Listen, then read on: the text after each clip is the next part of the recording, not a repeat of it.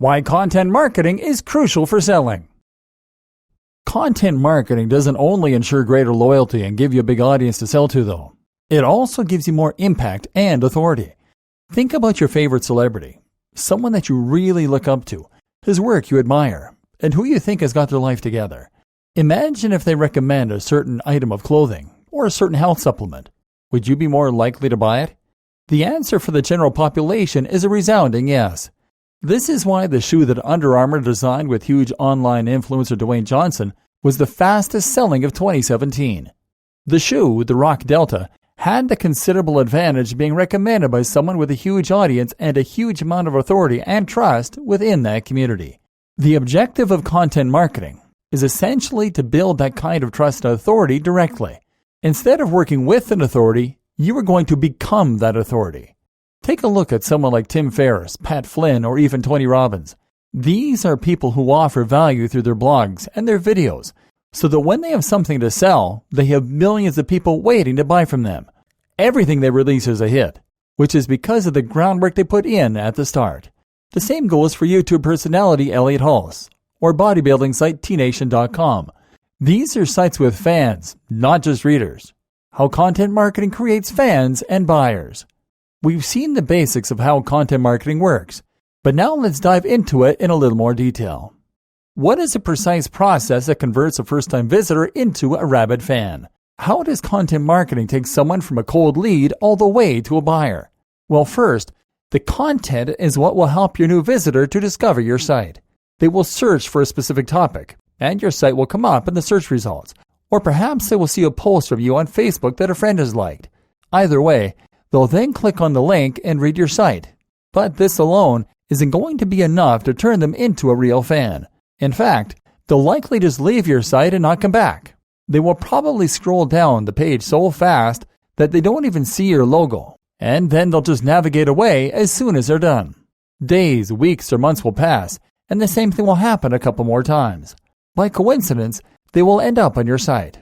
It's at this point they'll start to recognize some of your branding, and they'll note that you are running a pretty decent gig here. They'll make a note of the name of your brand, and the next time they search on Google, they'll look for your site's name in the search results. If they continue to be impressed, then they'll eventually consider actually bookmarking your page, or just occasionally checking the homepage to see what's new. It's at this point that they might subscribe, or that they might follow you on Facebook or Twitter. It's at this point that you just took your visitor from being a cold lead to becoming a warm lead. And now, when you come to sell something, they will be very likely to be interested. Not only will they be the first to hear about it because they're reading your content regularly, now they'll also know who you are. They'll trust you to be able to deliver high-quality content, and they'll know that you know your stuff. Imagine if you read the website of a photographer every week, and the photographer shared tips about how they create the perfect photos, what tools they use, and how every job is important to them. If you read this often enough, you'll likely come to respect that photographer's point of view, and you'll know at least that they have a deep understanding of their craft and that they take it seriously. Now imagine that you need someone to take some photos for your website, your wedding, or another event.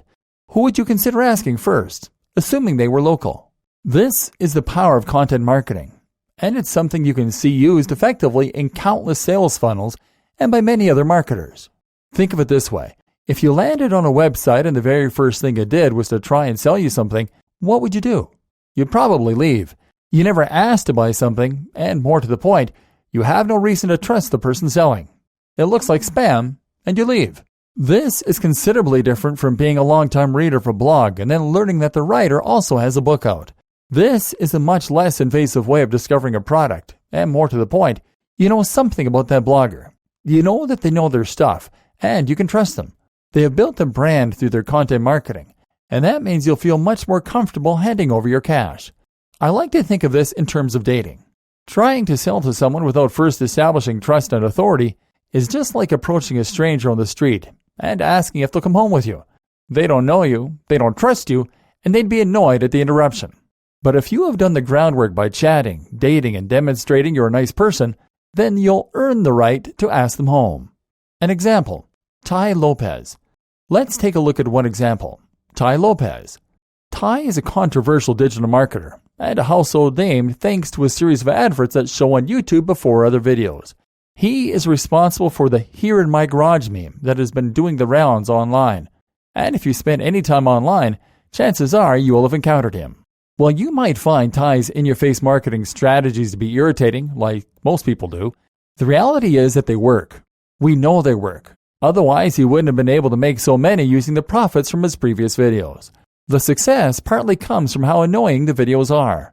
Tai is bragging about his sports cars and books, and his attempts at authenticity are so thinly veiled you can almost feel the slime. This is all part of his strategy, of course. As Trump showed us, no publicity is bad publicity. Being irritating and controversial gets people talking, and that is great for business. But what you can also learn from Tai is a pretty immaculate example of content marketing. Content marketing does not just mean blog posts. It also means videos, pictures, and really anything that can be considered content. The first video from Tai, then, is an example of content. This is the point at which a viewer is a cold lead. They didn't ask to be watching this, and they have no reason to want to stay tuned. The first thing Tai does, then, is to establish authority. He does this by showing off his cars, by referencing the fact that he gave a TED Talk, and by talking about money a fair amount. Now, the audience knows he knows his stuff. He shares some of his personal backstory too, in order to establish trust. The next thing he does, though, is to talk about another video, a free video that lasts over 50 minutes. This is important, because the video is not only apparently great value, 50 minutes for free, but is also an opportunity for him to build more trust and authority. If Tai were to tell you to buy from him as soon as you watch the YouTube video, you probably wouldn't. You would ignore the video and carry on with your life. At this point, he hasn't done enough to prove himself to encourage you to buy from him. But now imagine that you've just watched 50 minutes of content on top of that advert. Now you know just what value, I guess, Tai is able to provide.